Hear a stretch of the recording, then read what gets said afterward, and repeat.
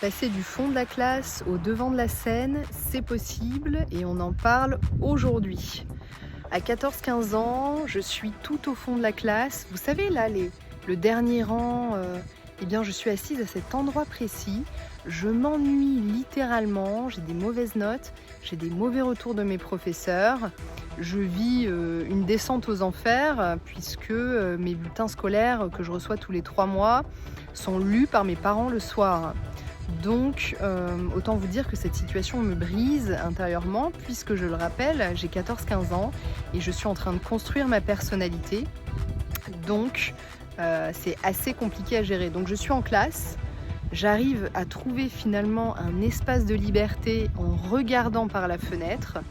Je regarde par la fenêtre et j'imagine des lacs, j'imagine des montagnes, j'imagine de la magie, mes rêves, de la beauté.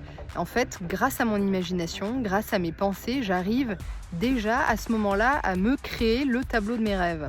Donc ça m'a fait penser à la citation de Nelson Mandela qui lui a vécu la prison en quelque sorte. Je l'associe un peu à la prison, mais donc en prison il s'imaginait déjà le jour où il serait président de la République de son pays.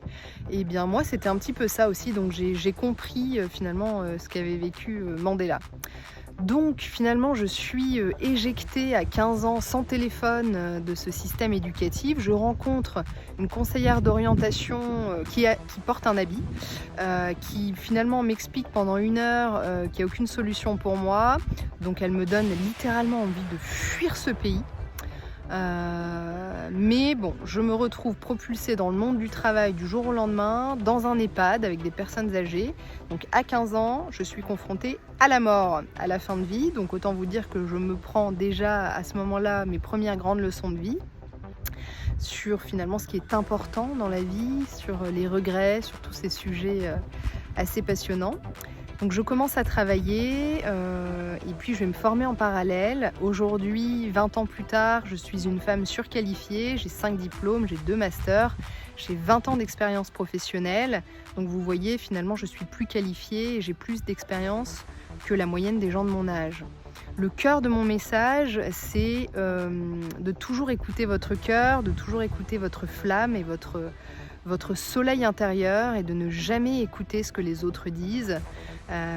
Parce que j'ai une petite phrase qui m'accompagne, c'est que ce que disent les autres, eh bien ça les concerne. Donc je ne m'identifie absolument plus à ce qu'on peut me dire et je trace ma route, comme on dit. Je trace dans la direction de mes rêves et vous pouvez m'aider en mettant un like.